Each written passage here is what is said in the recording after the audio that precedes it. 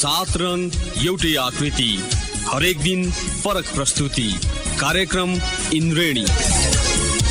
नमस्कार श्रोता, न्यूज डेस्कको नियमित प्रस्तुति इन्द्रेणीमा यहाँलाई स्वागत छ। सदाको शुक्रबार जस्तै आज पनि कार्यक्रम कला इन्द्रेणीका साथमा साथी रमेश र म शर्मिला आइसकेका छौं। आज विश्व संगीत दिवस भएकाले आजको कार्यक्रममा हामीले पहिले जस्तो फिल्मी खबर, सांगीतिक प्रसंगहरू विशेष रूपमा नराखे पनि कार्यक्रममा संगीत सम्बन्धी विविध प्रसंगहरू राख्नेछौं। कार्यक्रमको पहिलो खण्डमा संगीतका केही रोचक तथ्य, संगीत दिवसको कसरी प्रारम्भ भयो र संगीतमा विश्व कीर्तिमानीहरू कस्ता कस्ता छन् र संगीतका विविध पक्षहरूका बारेमा कुराकानी गर्नेछौं। र आजको कार्यक्रमको दोस्रो खण्डमा हामीले गायक सन्तोष रजौरेसँग कुराकानी गरेका छौं। साथी रमेशले गरेको कुराकानी हामीले राख्नेछौं। संगीतले मानव जीवनमा पार्ने सकारात्मक प्रभाव र यसको महत्व स्मरण गर्दै हरेक वर्ष जुन 21 तारिकका दिन विशेष सांगीतिक कार्यक्रम गरी विश्व संगीत दिवस मनाइन्छ। संगीत दिवसको सुरुवात सन् 1982 मा फ्रान्सबाट भएको मानिन्छ। संगीतलाई जनमानसमा फैलाउने उद्देश्यले विश्वका 110 भन्दा बढी देशमा संगीत दिवसको औपचारिक कार्यक्रम हुँदै आएको छ। नेपालमा भने विक्रम सम्वत 2054 सालदेखि विश्व संगीत दिवस मनाउन थालिएको हो। फ्रान्सका तत्कालीन संस्कृति मन्त्री ज्याक ल्याङले सन् 1981 मा सर्वप्रथम विश्व संगीत दिवस मनाउने अवधारणा सार्वजनिक गरेका थिए। त्यसअघि अमेरिकाकी संगीतकार युएल कोहेनले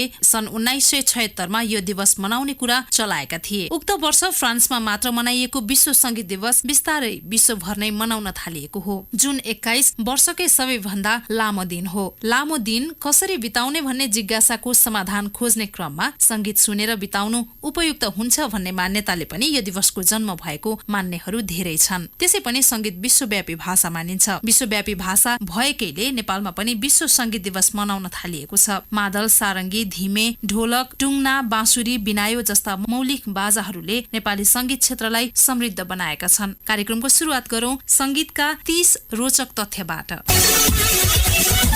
काम गर्दा संगीत सुने हाम्रो कार्यक्षमता बढ्छ। ह्यापी बर्थडे गीतबाट वार्नर म्युजिकले $20 लाख कमाएको थियो। हामीलाई कुनै पनि गीत त्यति बेला मनपर्छ जब त्यस्तै कुनै घटना हाम्रो वास्तविक जीवनमा घटिसकेको हुन्छ। तपाईँ जुन गीत सुनिरहनु भएको हुन्छ तपाईको धड्कनले पनि त्यही गीत गुनगुनाउन थाल्छ। यदि फूललाई संगीत सुनाइयो भने ती चाँडै हुर्कन्छन्। तपाईँ जुन प्रकारको संगीत सुन्नुहुन्छ संसार पनि ठीक त्यस्तै देखिन्छ। टेलिकास्टर र स्ट्राको कास्टरका आविष्कारक लियो फेन्डरलाई गिटार बजाउन आउँदैन। संगीत कर्मीहरूको जीवन जिम्बाब्वेका मानिसहरूको जस्तो छ, धरतीमा सबैभन्दा कम। संसारमा सबैभन्दा महँगो वाद्ययन्त्र स्ट्राडिभेरियस भायोलिन सन् 2011 मा $159 लाख अमेरिकी डलरमा बिक्री भएको थियो। प्रत्येक दिन संगीत सुन्ने हो भने मस्तिष्कको संरचना नै परिवर्तन हुन्छ। ह्यापी बर्थडे टु यू को वास्तविक शब्द गुड मर्निङ टु यू थियो। यदि कुनै गीत हाम्रो दिमागमा बस्यो र दिनभरि त्यही गीत गुनगुनाइयो भने त्यसलाई इयरवर्म भनिन्छ। विश्वका सबैभन्दा तीव्र गतिका र्यापर हुन् नोक्लु। उनी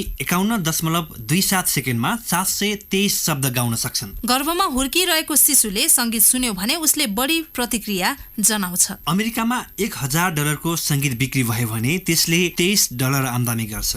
मेटालिका पहिलो र अन्तिम ब्यान्ड थियो जुन 7 महादेशमा बजाइयो। इमिनेमले द रियल स्लिम स्याडी एल्बमका गीत रिलिज हुनुभन्दा 3 घण्टा पहिले रचना गरेर रेकर्ड गरेका थिए। वाद्ययन्त्र सितार बजाउन लौका प्रयोग गरिन्छ। फिनल्यान्डका सबै राज्यसँग यति धेरै हेभी मेटल ब्यान्ड छन् जुन अन्य कुनै देशसँग छैन। संगीतले दिमागी चोट भएका मानिसको पुरानो कुरा स्मरण गर्न सहयोग पुर्याउँछ। विश्वका 5% मानिसलाई संगीतप्रति घृणा छ, जसलाई म्युजिकल एहेडोनिया भनिन्छ। दिमागमा डोपामाइन नामको केमिकल पैदा हुने भएकाले हामी गीत सुन्दा चिच्याउँछौं। यो प्राय त्यति बेला हुन्छ जब गीत उच्च बिन्दुमा हुन्छ। जीवनमा थोरै त्यस्ता क्रियाकलाप छन् जसले दिमागलाई प्रयोगमा ल्याउँछ र त्यसमध्ये संगीत पनि एक हो। चर्को ध्वनिमा संगीत सुन्दा कम समयमा धेरै मदिरा पिउन प्रेरित भइन्छ। ह्यापी भर्सेस स्याड म्युजिक सुन्न वरपरको वातावरणले महत्त्वपूर्ण भूमिका निर्वाह गर्छ। कुनै वाद्ययन्त्र सिक्नु भनेको आफ्नो तार्किक क्षमतालाई मजबुत बनाउनु हो। एउटा भायोलिन बनाउन 70 प्रकारका काठ प्रयोग गरिन्छ। हेडफोन लगाएर गीत सुन्दा कानमा ब्याक्टेरियाको संख्या 700 गुणासम्म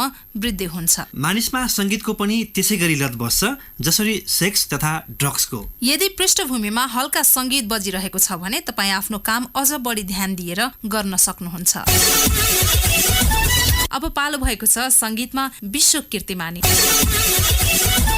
नेपालका संगीतकर्मी निर्माण विष्ट सन् 2015मा सबैभन्दा छिटो गिटार बजाएर ओल्ड रेकर्ड राख्न सफल भए। विष्ट 16 वर्षको उमेरमा लाइट अफ द बेम्बलेबी गीतमा प्रति मिनेट 1600 बीटमा गिटार बजाएर विश्वमै सबैभन्दा तीव्र गतिमा गिटार बजाउने व्यक्ति भएका छन्। अमेरिकाका पल ग्रीन र म्यान्डे नेल्सनले 1 मिनेटमा 18वटा होलिडे गीत गाएर विश्व कीर्तिमानी राखेका थिए। सन् 2016मा जुलियन रुक तथा इमली रोजले अमेरिकाको क्यालिफोर्नियामा 16 दिने लामो कन्सर्ट सम्पन्न गरे। यो नै संगीतको सबैभन्दा लामो कन्सर्ट हो।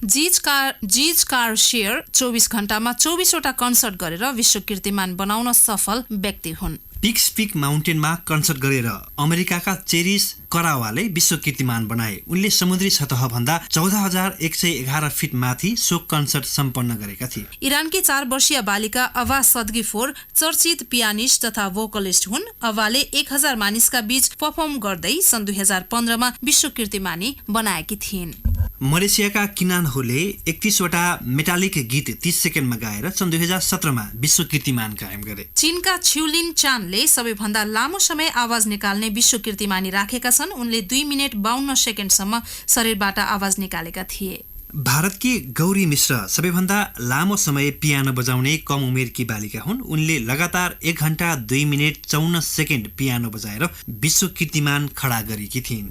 अमेरिकाका गिलेन हौस्टन सबैभन्दा छिटो बाँसुरी बजाउने व्यक्ति हुन्। उनले 1 मिनेट 4 सेकेन्डमा सबैभन्दा छिटो एजी मेजर स्केलमा बाँसुरी बजाएर विश्व कीर्तिमान राखेका छन्। आत्महत्याका लागि प्रेरित गर्ने गीत।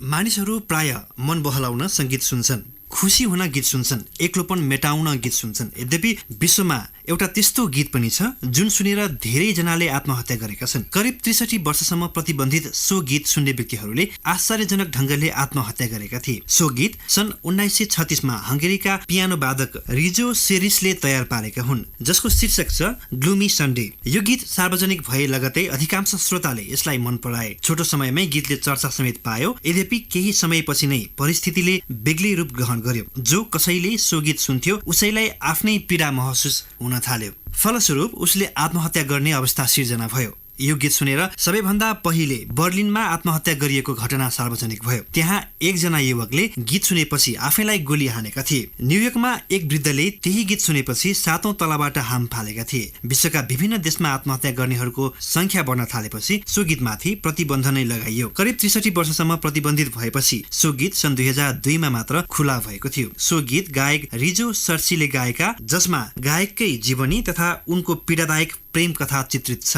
जसलाई हंगेरियन सुसाइड सङ पनि भनिन्छ।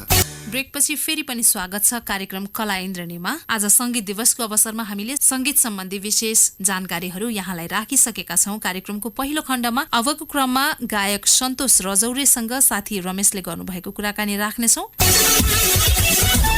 सन्तोषजी, स्वागत छ कार्यक्रममा। धन्यवाद रमेश सर। 20 वर्ष भयो तपाईँ संगीत क्षेत्रमा सक्रिय रहनु भएको। अहिले नेपाली संगीत क्षेत्रमा तपाईँ संगीत संयोजकको रूपमा चिनिनुहुन्छ, परिचित हुनुहुन्छ। कसरी बितिरहेछ अहिले दैनिकी?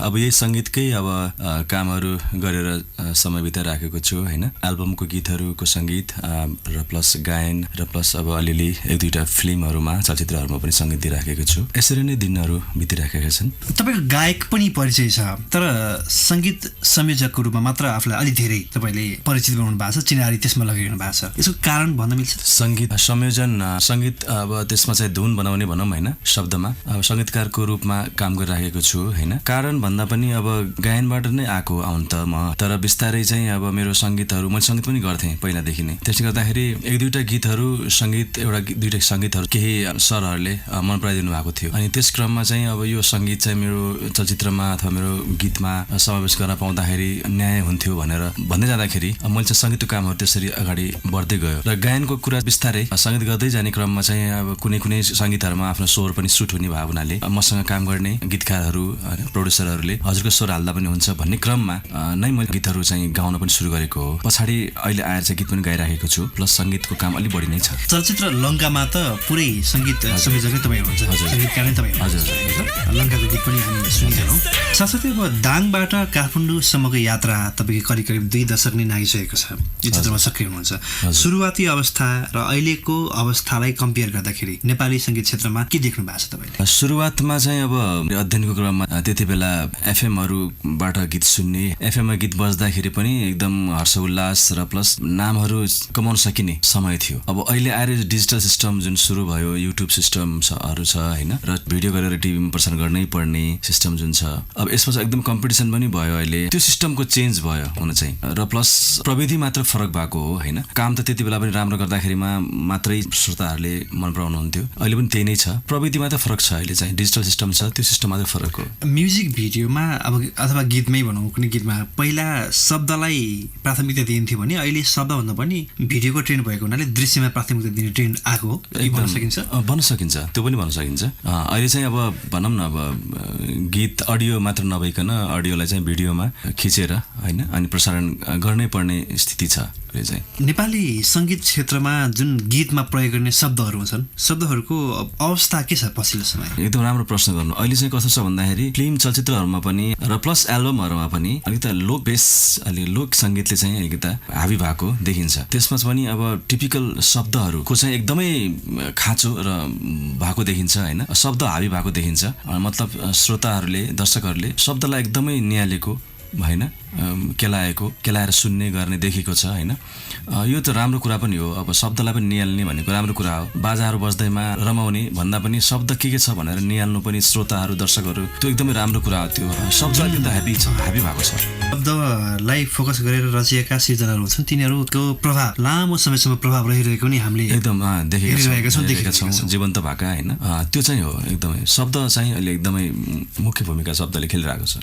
तपाईँको परिवारको ब्याकग्राउन्डतिर लाग्यो, तपाईँ परिवारमा जेठो छोरा हुनुहुन्छ होइन, एकजना भाइ, बुवा मम्मी लगायतका दिदी बहिनी।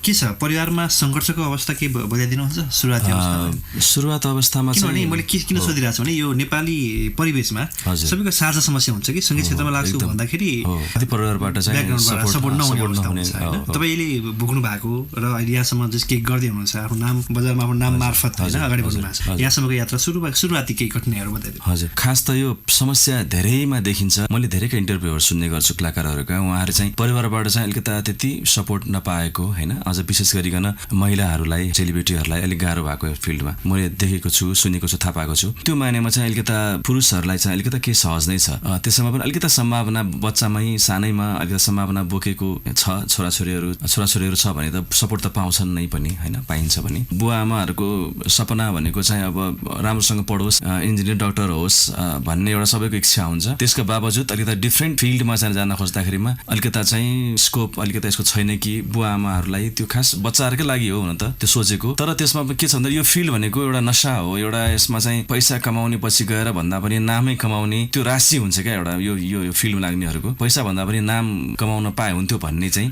त्यसले गर्दाखेरि चाहिँ यो फिल्डमा लाग्नेहरू चाहिँ अब यो लागि नै छोड्छन् होइन, दबाबमा त्यति चाहिँ अब आउन चाहन्नन्। सङ्घर्ष नै हुन्छ। तर मैले चाहिँ त्यस्तो किसिमको खास परिवारबाट सपोर्ट नै पाएको छ। सानैदेखि गाउँथेँ, बुवाहरूलाई विश्वास थियो होइन, त्यसले गर्दाखेरि परिवारबाट त एकदम राम्रो सपोर्ट छ मलाई, थियो पनि, अहिलेसम्म छ होइन।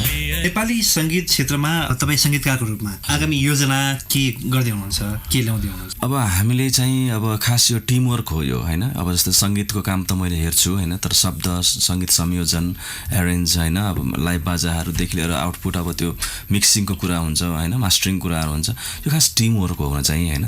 तर पनि अब के छ भन्दा आफ्नो भूमिका के हो होइन, त्यसलाई चाहिँ 100% दिने चाहिँ हाम्रो चाहिँ एउटा सोच त हुन्छ होइन, सङ्घर्ष त भइरहेको हुन्छ। अब भावी योजनाहरू चाहिँ अब हामीले चाहिँ एउटा डान्सिङ नम्बर, यस्तै लोक प्याटर्नको एउटा डान्सिङ नम्बर ल्याउँदैछौँ, डान्सिङ गीत ल्याउँदैछौँ होइन। सम्भवतः दसैँ अगाडि नै भिडियो बनिसकेर पनि रिलिज गर्ने हाम्रो एउटा योजना छ। अनि त्यसका बावजुद अब चलचित्रहरू कामहरू पनि भइरहेको छ होइन, चलचित्रमा सङ्गीतको कामहरू भइरहेको छ। प्लस अरू जस्तो मेरो एकल एल्बम पनि निकाल्ने उसमा छु। हाम्रो चाहिँ पुल्चोक इन्जिनियरिङ क्याम्पसको चाहिँ हाम्रो सिभिल डिपार्टको अफिसर हुनुहुन्छ राकेश मास्के सर, उहाँको एकल शब्दमा मेरो एकल स्वर र सङ्गीतमा एल्बम निकाल्ने पनि तयारीमा छु होइन। यी विविध कुराहरू छन्। कुराकानीको करिब अन्त्यमा पनि आइरहेका छौँ। तपाईँको गीत पनि हामीले सुन्यौँ, श्रोताले पनि सुन्नुभयो। हजुर, तपाईँले कुनैमा स्वर दिनुभएको, कुनैमा आफूले सङ्गीत दिनुभएको गीतहरू। हजुर, यहाँलाई आगामी दिनको लागि हामी शुभकामना दिन्छौँ। धन्यवाद। अन्त्यमा के भन्न चाहनुहुन्छ? धन्यवाद रमेश सर लगायत कान्तिपुर एफएम सबपरिवारलाई मलाई यहाँसम्म बोलाएर मेरा सङ्गीतका केही सङ्घर्षमय कुराहरू र प्लस आफ्ना कृतिहरू, कामहरू पस्किने मौका दिनुभयो। धेरै धेरै धन्यवाद दिन चाहन्छु।